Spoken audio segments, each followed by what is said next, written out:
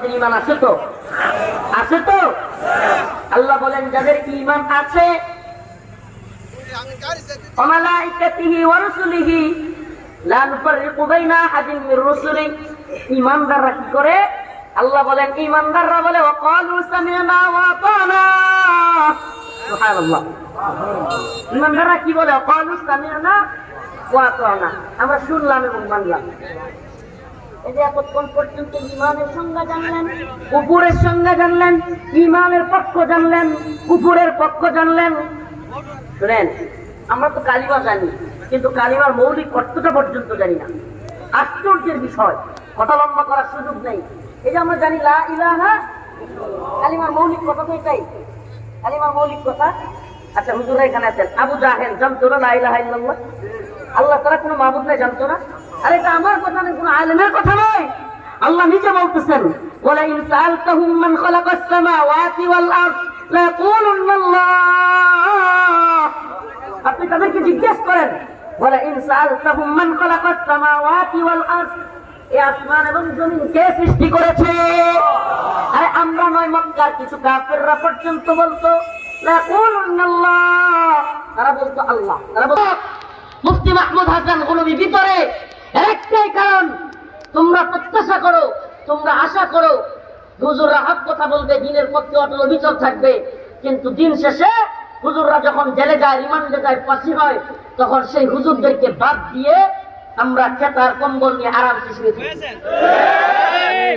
প্রিয় হাজিরিন, শহীদ বাড়িয়ার মুজাহিদদের সাথে, মুসলিমদের সাথে কথাটা যায় না, কিন্তু বড় আফসোসের সাথে বলতে হয়, আপনারা তো আলহামদুলিল্লাহ ঈমানি জজ্বা নিয়ে, ঈমানি হাজত নিয়ে ময়দানে থাকেন, আলহামদুলিল্লাহ স্বীকার করি। কিন্তু মনে রাখবেন এতটুকুতেই যথেষ্ট না। যদি কেউ বুঝাইতে চায় তোমরা দ্বীনের রাস্তায় শহীদ হও, তোমরা ব্যর্থ, আমি বলি না না না, মুমিনের শাহাদাত ব্যর্থতা হতে পারে না। মুমিনের শাহাদাত কি ব্যর্থতা?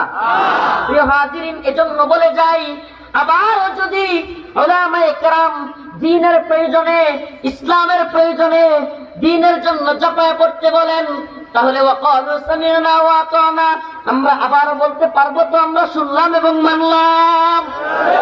পারবো তো ইনশাআল্লাহ? গুফরানাকা রাব্বানা ওয়া ইলাইকাল মাসীর। এই মুমিনরা আরো বলে গুফরানাকা, হে আল্লাহ আপনি আমাদের গুনাহকে মাফ করে দেন, রব্বানা আপনি আমাদের প্রতিপালক, ওয়া ইলাইকাল মাসীর, আমরা আপনার দিকে ফিরে আসবো, আপনার দিকে প্রত্যাবর্তনকারী। আল্লাহ পাক আমাদের সবাইকে আল্লাহ পাকের দিকে বেগুনাহগার মাসুম হয়ে ঈমানদার হিসেবে, মুমিন হিসেবে কুফরকে বর্জন করে তার কাছে যাওয়ার তৌফিক দান করুন। এই কথাটা বলেই ফেলছিলাম, বলি লা ইলাহা ইল্লাল্লাহ। এই কালিমা, এটার মধ্যে দুইটা শর্ত আছে, আজকে আলোচনা লম্বা হয়ে যাবে। দুইটা শর্ত আছে এই কালিমার মধ্যে। একটা অংশ হলো লা ইলাহা, একটা অংশ কি? আর একটা অংশ এই নেতা নেত্রী যে কেউ লিডার একজন বলে বসছে এই কথা, এই দুই কথার মধ্যে সাংঘর্ষিক হয়ে গেছে। এখন দুই কথার মধ্যে সাংঘর্ষিক হওয়ার পরে নেতাটা যদি মানে, তাহলে সেই ব্যক্তি ইলাহকে মাইনা নিল, আল্লাহকে বাদ দিয়া গায়রুল্লাহকে রব বানিয়ে নিল। উদাহরণ দিব, সময় কম। আল্লাহ রাসূল সাল্লাল্লাহু আলাইহি ওয়াসাল্লাম এই আয়াত তেলাওয়াত করতেছিলেন, ইত্তাখাযু আহবারাহুম ওয়া রুহবানাহুম আরবাবাম মিন দুনিল্লাহ ওয়াল মাসীহ ইবনে মারইয়াম। এমন সময় আল্লাহ রাসূলের এক সাহাবী আদি ইবনে হাতিম তিনি আসলেন।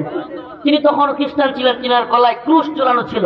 আল্লাহ রাসূল সাল্লাল্লাহু আলাইহি ওয়াসাল্লাম বলে, হে আদি, ক্রুশটা ফেলে দাও। আদি রাদিয়াল্লাহু বলেন তিনি ক্রুশটা ছিঁড়ে ফেললেন।